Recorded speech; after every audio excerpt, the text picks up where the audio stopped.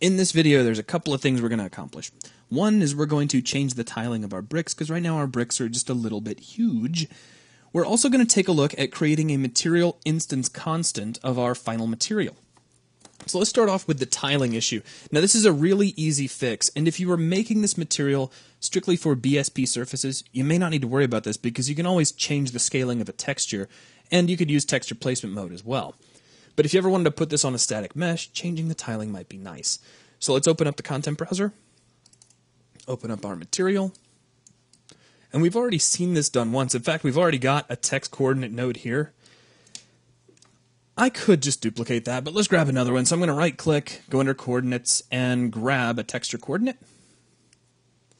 And we're going to plug this into the coordinate of our bump offset, because that's actually powering the UVs of our texture sample for the normal map and for diffuse. But we're also going to connect this to the texture sample for our bump offset. Now with that done, come into the text coordinate, and we could set this to, say, 3 by 3.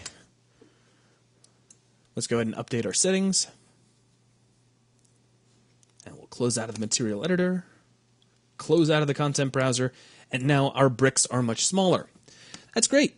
Now let's take a look at how we can make an adjustable version of this material if we need a variant or maybe a version that we need to animate for some reason, and that's by creating a material instance constant.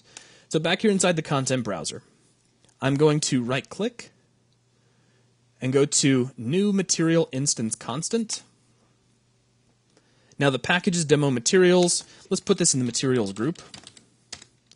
And the name will be MatInst underscore, and we'll call this, let's make a variant of let's say green bricks. There we go. I wanted something particular. All right, so we'll click OK.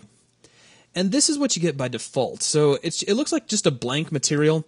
If we close out the content browser, we get the material instance editor. Now this is very similar to the material editor, except you can't really create any more nodes. This is really just about allowing you to edit any of the parameters that you've already set up inside the material editor.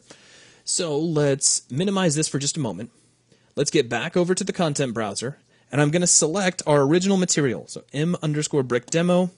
Let's go back over to the material instance editor, and the most important guy here is the parent. This is the actual material that we'll be using.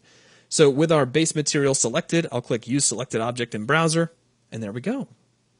So there's our material. We can check it out, we can rotate around it, we can hold down the L key and move lighting around and all sorts of fun stuff. But some stuff just lit up over here on the left-hand side in the properties as well. We have some scalar parameters. Notice we have specular power. If we want to make adjustments to this, we can just check the box and maybe change this to 3. So now our specularity got a little bit bigger. Or we could crank it up to, say, 20, and now we have these really glossy bricks. So we have editability.